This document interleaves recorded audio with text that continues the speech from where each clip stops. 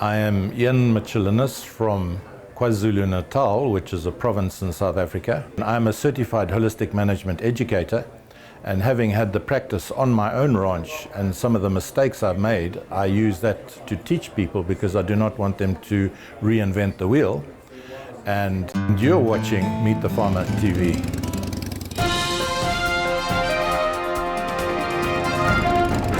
This program is a production of Meet the Farmer TV, LLC, in association with Planet Earth Diversified, Melly Productions, and Leslie P. Jenkins Photography and Graphic Design. Hello, I'm Michael Clark. Welcome to Meet the Farmer TV. I actually farm our ranch on my own with our son, and it's a family business, and we got to our ranch in 1863, our forefathers, and we've been on the same ranch ever since. We have managed to increase the size of the ranch, but having done holistic management, we found ourselves in a situation where we've actually got too much land now and not enough animals. So I spend a lot of my time traveling around the world teaching other people about holistic management, how to improve the soil, heal the land, and improve their standard of living. So it's my passion that young people should get the opportunity to be able to ranch and live off the land. Not only live off the land, but to enjoy a good standard of living. At the moment, I feel ranchers and farmers are at the bottom of the social heap, and really the rest of the world needs us, and yet we have been discarded as second-class citizens, and it's not just in America, it's throughout the world. So it's on that basis that I travel around the world telling people that it is possible to make a living off the land, but we need to change the way we manage. And to me, holistic management enables us as humans to think in a multi-dimensional way and to make decisions that are socially sound, environmentally sound, and financially sound. And it's what we call the triple bottom line.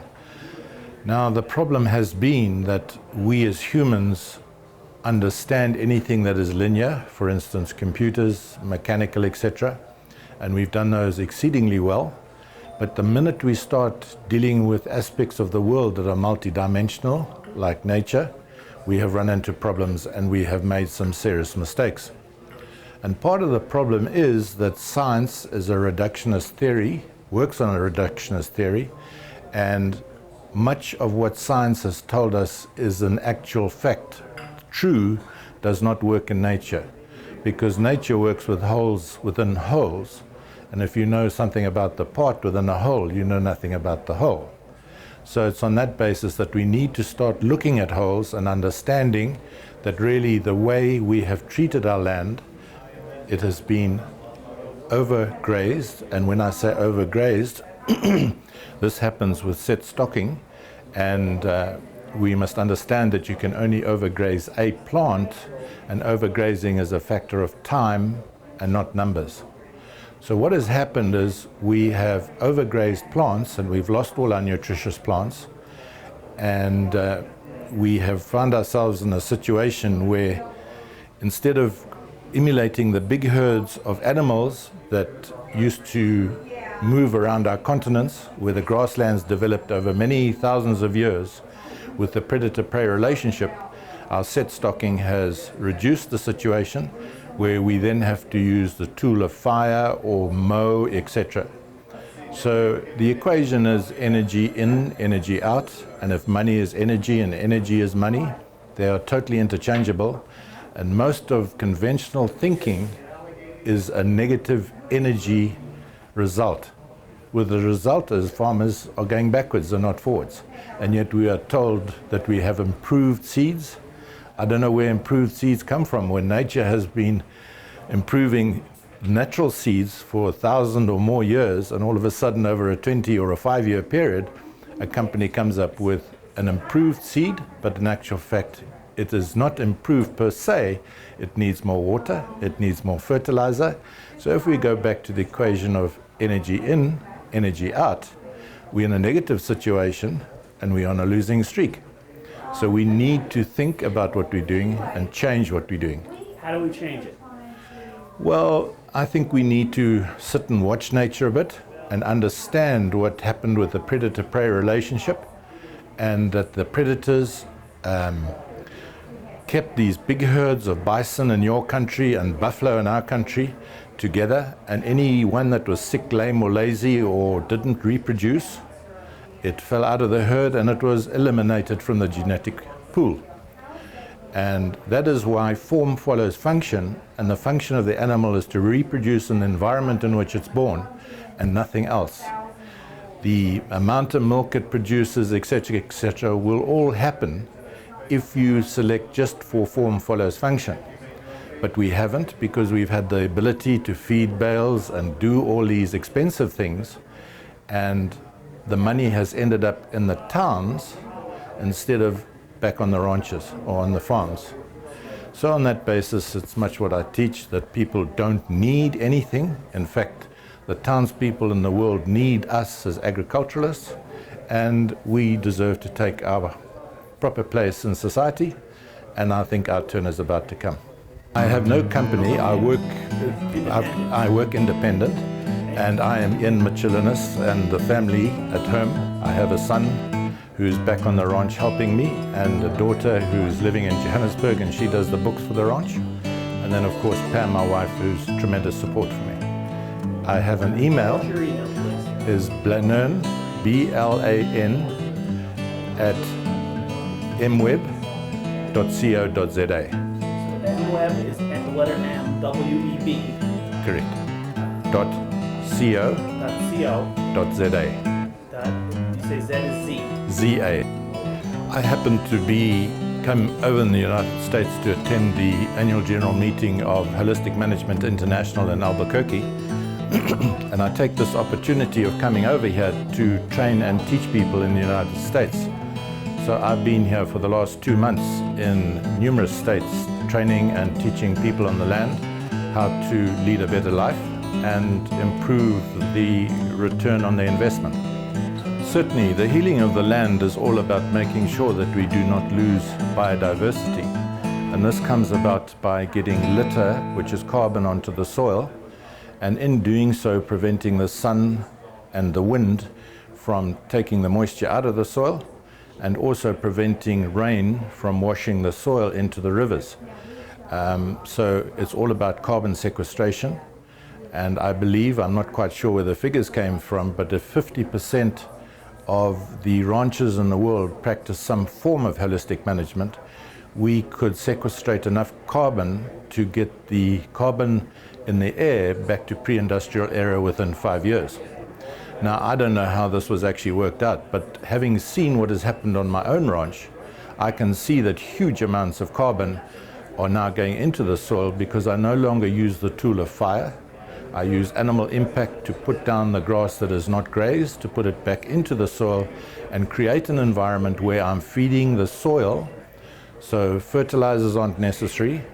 And what happens is that if your grass is very nutritious, your animals do well, they do not get sick, they do not get pink eye. Pink eye is a symptom of health. Flies on an animal are a symptom of health. So if you've got healthy soil, you have healthy grass and healthy animals. And that's as easy as that. You do not need to buy anything.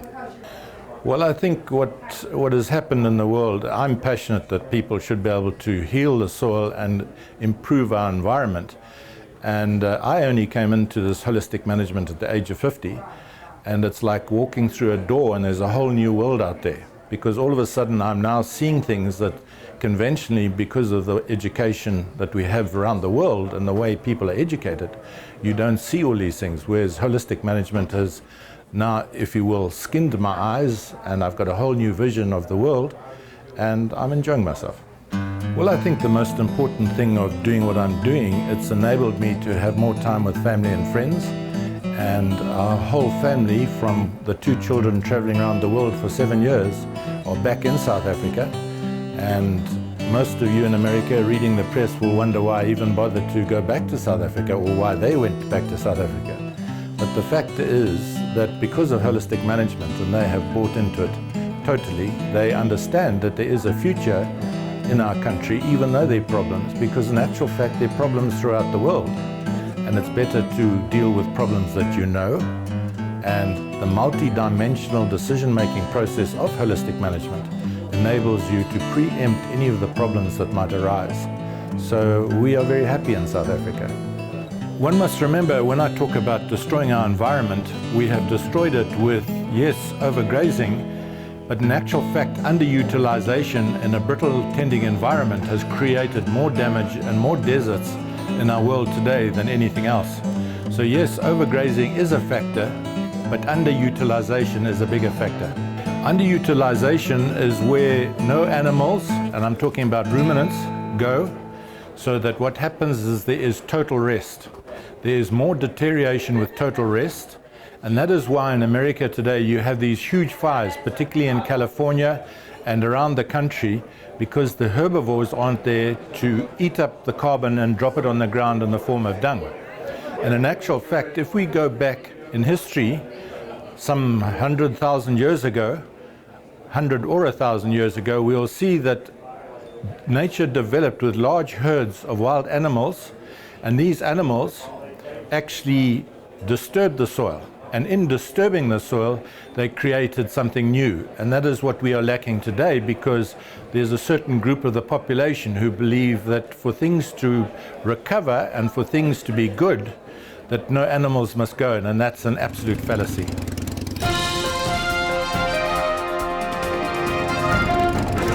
This is what we call the Millennium Feather Net. And this is a new design this year. This is another example of trying to increase the scale without compromising the integrity of the prototype. So what we've used in the past for this is a high-tech electric netting. It's got little stainless steel threads, filaments woven through the polyethylene, and so that keeps the chickens in and keeps coyotes and foxes and wolves and raccoons and stuff out.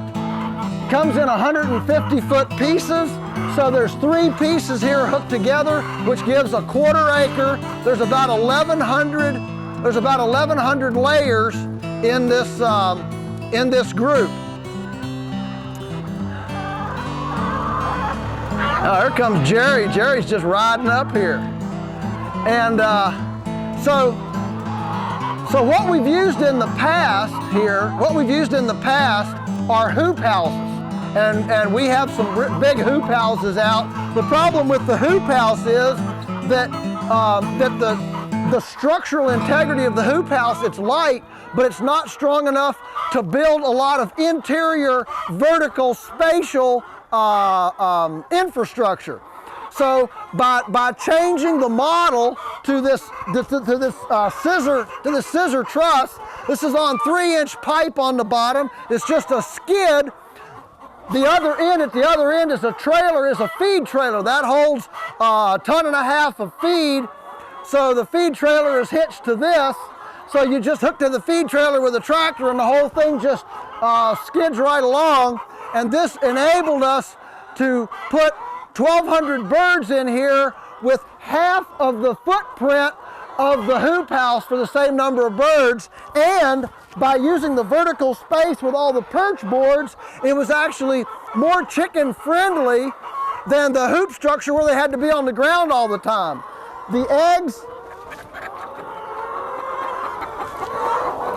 are a lot cleaner because the chickens are up off the ground, so they don't loiter around as much, and they clean their feet off as they come up here to lay.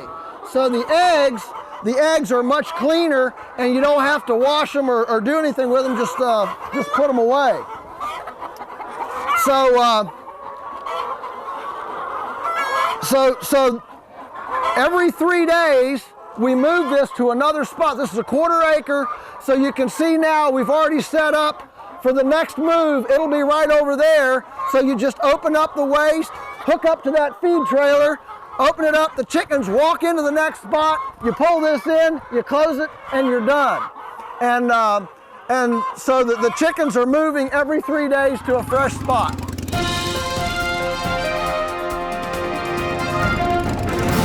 I've done a lot of talks over the past 5, 6, 7 years of producers, telling them how to do it.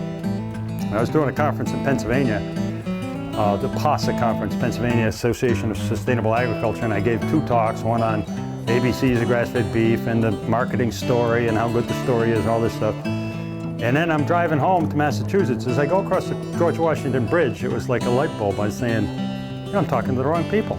I'm talking to the producers. I need to talk to the consumers.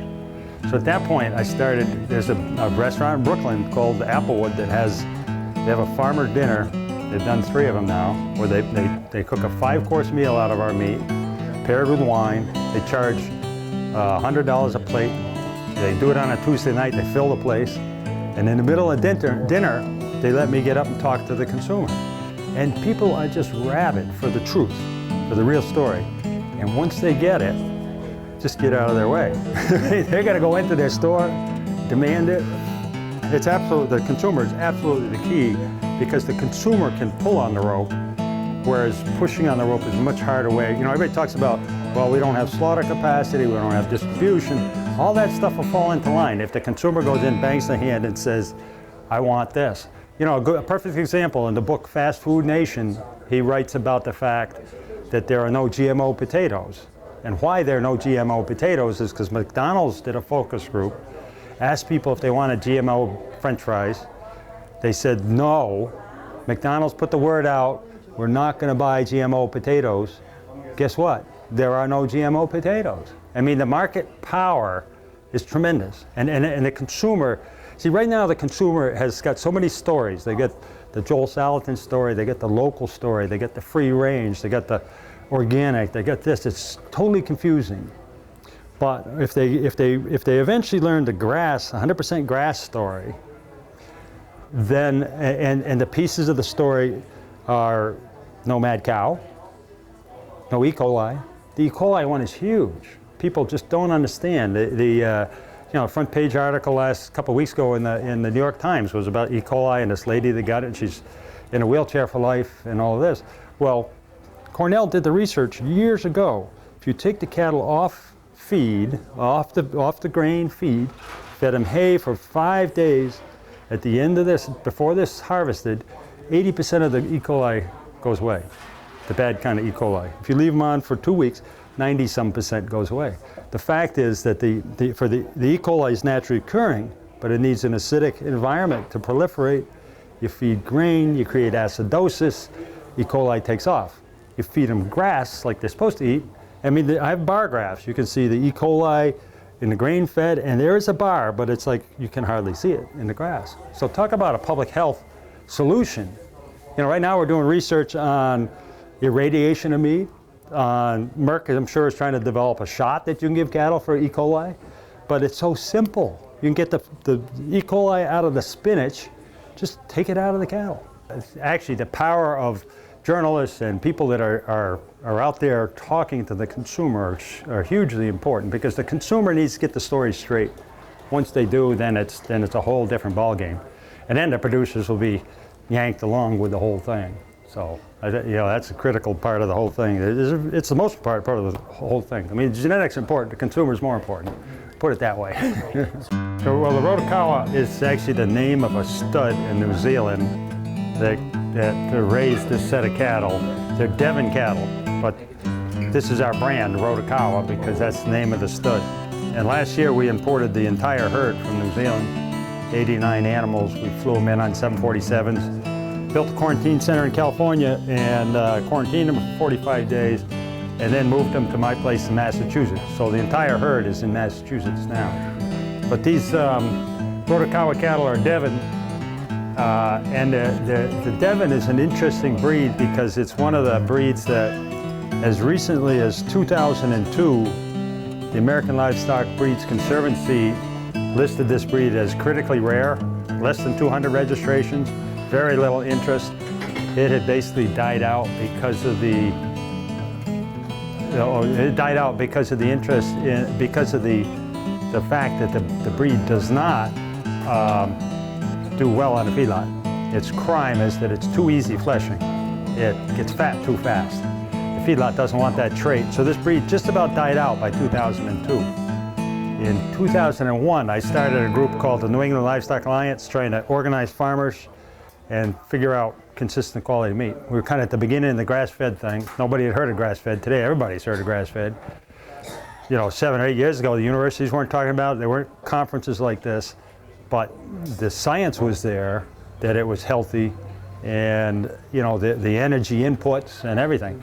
What we found early on is we went to a farm, a good farm in New York. The guy had beautiful grass, great producer, and we raised 6 animals, and then we killed them.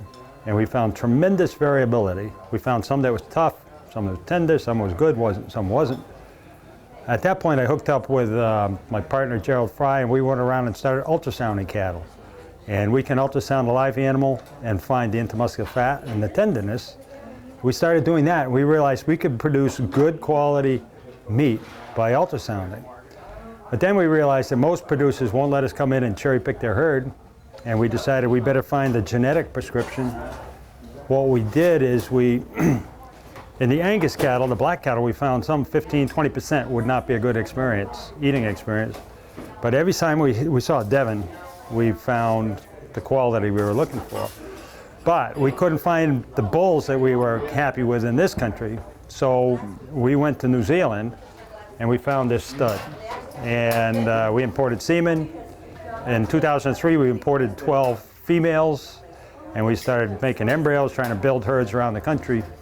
And then, like I said, last year in June, or in May, Ken, the guy who was the manager of the herd in New Zealand, called me up and he said, well, he was retiring, they're turning the farm over to a young kid, 24-year-old kid who was more interested in his motorbikes than the cattle. And he asked me if I wanted the herd, and I said yes, and then we had to figure out how to move the herd. But what's exciting about these cattle, you know, we have this meat company now, I mentioned to you, Hardwick Beef. So we kill about 10 animals a week, 100% grass. I'm in Massachusetts, so the meat goes into the Boston and New York markets. 10 animals a week is a pretty small company, but we've figured out consistent quality, and we've also figured out how to make money at it. That was the key to our program, is that we figured out how to make money on the first animal we sell, and then as we expand the program, we continue to make more money. But one of the interesting things about the breed, you can see, you know, because we slaughter the animals, we know what's under the skin, we know what the fat is, we know what the tenderness is. And we have a guy that actually runs the company, Michael Gourlay is the CEO of the meat company, and he tracks the yield every single week on the cattle we slaughter. And he finds that if the cattle are sired by one of our Rotokawa Devon bulls, he gets an increased percentage of meat and in the cutout, and that increased percentage of meat is up here in the loin and the rib, the high value areas of the animal. So we actually pay our producers a premium for cattle that are bred to our bulls because we get more meat. We pay the producer hot carcass weight, $1.85 hot carcass weight, and we give them a premium of another quarter when they're bred to our bulls. So another 25 cents to them, and we make another $300 because we get more high value meat. So we think this breed has got tremendous potential to be it has the ability to stamp its characteristics. The word is prepotency. Most people in the cattle industry, a lot of people talk about prepotency. There's very few bulls that are actually concentrated enough to be prepotent. You know, you buy a fancy bull out of the magazine with all the numbers, and 25% of his calves will look like him. 50% will be so-so, and 25% are going to be terrible. He doesn't have the power to put his stamp on all the calves. It's very hard for a bull to do that. We find that we're closer to 90-something% stamp. And Ken and I have this bull has about 6,000 calves in the US and Canada. This 688 has about 10,000 calves in the US and Canada. And Ken and I, the guy from New Zealand, and Ken and I have been to Canada to see the progeny of these bulls, crossbred mother cows. And we can drive along on these huge ranches in a pickup and actually pick out the calves. You know, this is what the calves look like here. But the consistency of the calves and the stamp of the calves is really pretty remarkable. And it's across all the calves that they bred. So, I mean, even Ken was pretty amazed at the bull power, the ability, the prepotency, the ability to stamp those genetics. So we think we got a real gift for the grass-fed beef industry, because at the end of the day, you can sell anything to anybody. But what the consumer eventually wants is consistent quality. And the only way to do that is have your genetics right. And it's a huge piece of the puzzle.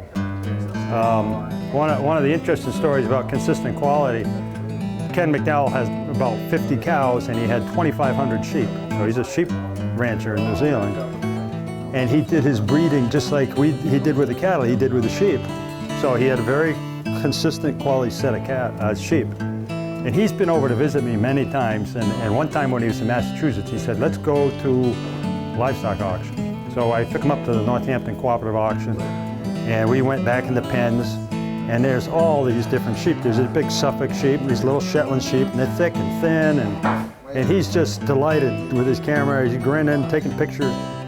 And when we left the auction, I said, Ken, we really should go over to Whole Foods. There's a Whole Foods right in Hadley, Massachusetts. And I said, you got to see it. It's a meat case. They sell $40,000 worth of meat through that meat case every week. Nothing's less than $4.99 a pound. You just, we'll go see it. So we go in and we're walking down the meat case, and here's a big hand-lettered sign on top of the meat case that says New Zealand lamb. So I called the butcher over. I said, is there any way you can tell me where that came from in New Zealand? The guy says, well, I don't know. So he goes out in the back. He comes back with a cardboard box. Well, guess what? It's the slaughterhouse where Ken sells his sheep in New Zealand. So he's standing in Massachusetts, perhaps looking at his sheep in the meat case. And I said to the butcher, I said, why do you have New Zealand lamb when you could have local New England lamb? He said, consistent quality. He said, we get the same loin eye, we get the same fat cover every time.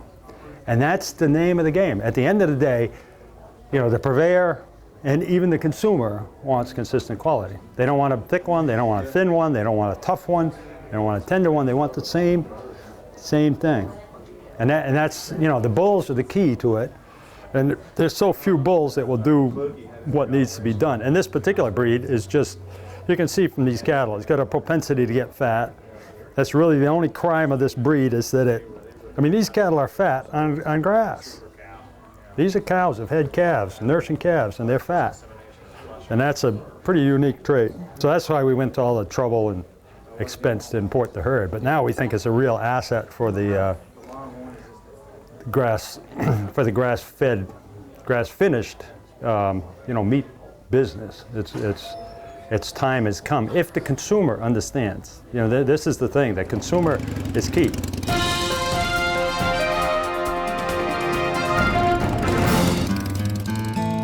Thank you for joining us for another episode of Meet the Farmer TV.